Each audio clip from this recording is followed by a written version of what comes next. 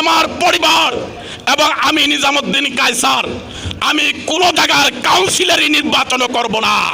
এখন কথা বলার মতন মন মানসিকতা কোনোটাই আমরা জাতীয়তাবাদী পরিবারের নাই সারা বাংলাদেশে।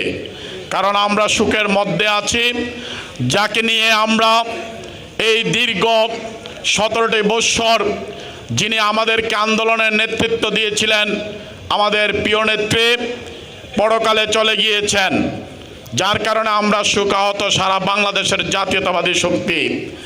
আর এই কুমিল্লা সদরের মানুষ আমরা শোকাহত দুইটি কারণে। একটি হচ্ছে আমাদের নেত্রীর কারণে, আরেকটি হচ্ছে যে প্রিয় নেতা গত 17 বৎসর ধরে এই স্বৈরাচার বিরোধী আন্দোলনে আমাদের সহযোগী হয়ে আমাদেরকে সামনে রেখে নেতৃত্ব দিয়েছেন এবং আমাদের আন্দোলন সংগ্রামে হত্যার থেকে ধরে, হাসপাতাল থেকে ধরে, জেলখানার থেকে ধরে প্রতিটি কর্মসূচিতে যার হাতের ছোঁয়া ছাড়া, যার অর্থনৈতিক সহযোগিতা ছাড়া কোনো কিছুই হতো না, সেই নেতাকে ষড়যন্ত্রের মাধ্যমে ছিনিয়ে নেওয়া হলো। আমি 2022 সালে নির্বাচন করেছিলাম, সেটা রাজনৈতিক প্রেক্ষাপট ছিল অন্য, সেটা দলের পলিসির কারণে আমি নির্বাচন করেছিলাম।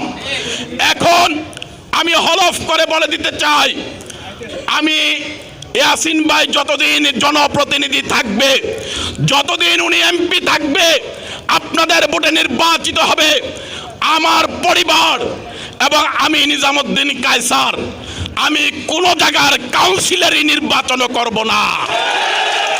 দল এবং আপনারা যাকে সিদ্ধান্ত নেবেন তার সাথে থেকে তাকেই আমি পাশ করে নিয়ে আসবো ইনশাল্লাহ। আমি তো প্রমাণ করেছি, এই কুমিল্লার যুব সমাজ, তরুণ সমাজ আমাকে সমর্থন দেয়, সুতরাং আমি তার সাথে থাকব। আমার ভবিষ্যৎ পরিকল্পনা হচ্ছে আমি আমাদের প্রিয় নেতা তারেক রহমানের কর্মী এবং হাজী ইয়াসিন ভাইয়ের কর্মী হিসাবে আমি থাকতে চাই এবং আপনাদের সহযোদ্ধা হিসাবে থাকবো ইনশাল্লাহ।